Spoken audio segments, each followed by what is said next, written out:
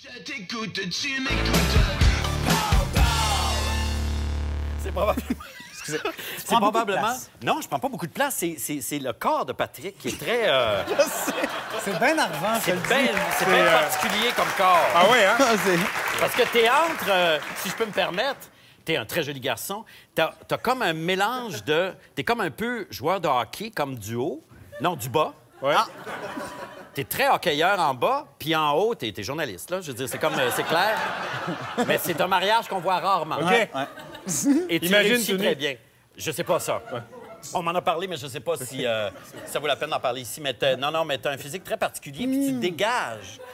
T'as une aura particulière aussi. Je comprends les gens d'être intimidés. J'ai récolté autour de moi des questions de personnes qui me sont chères, qui vivent à Montréal et qui ont des questions pour le maire de Montréal. Mais des questions très simples, hein? Et la plupart des gens m'ont dit, puis là, je vais y aller, c'est des questions Twitter, là. Montréal, c'est une poubelle géante. C'est pas propre à Montréal. On vit dans la ville de Montréal. Souvent, on voit les poubelles qui traînent, elles sont pas ramassées, ou il y a une poubelle qui ouvre et puis les éboueurs vont pas la ramasser. Il y a un problème de propreté à Montréal. Comment on règle ça? Regardez-moi, là. Elle est la caméra, là. Ou une des 8, là. La propreté, là, Ouais. c'est l'affaire de tous. D'accord. OK? C'est pas... On doit ramasser, on doit travailler en conséquence, et on le fait.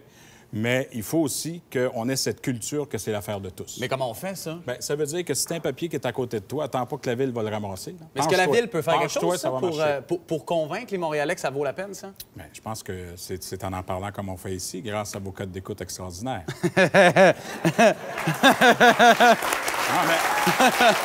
Okay. Vous avez fait un coup de gueule dans une entrevue au Huffington Post et vous avez dit « J'espère que ce printemps va être encore plus mouvementé que le printemps 2012. » Qu'est-ce qui vous met si en colère?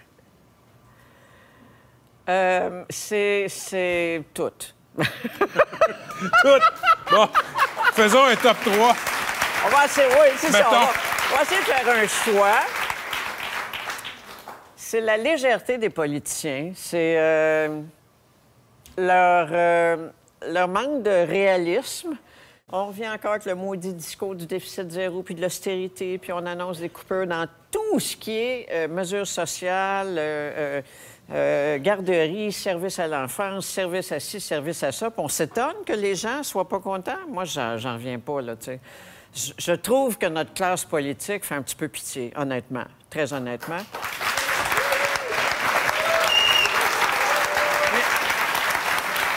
Je suis contente, pas tout seul, merci.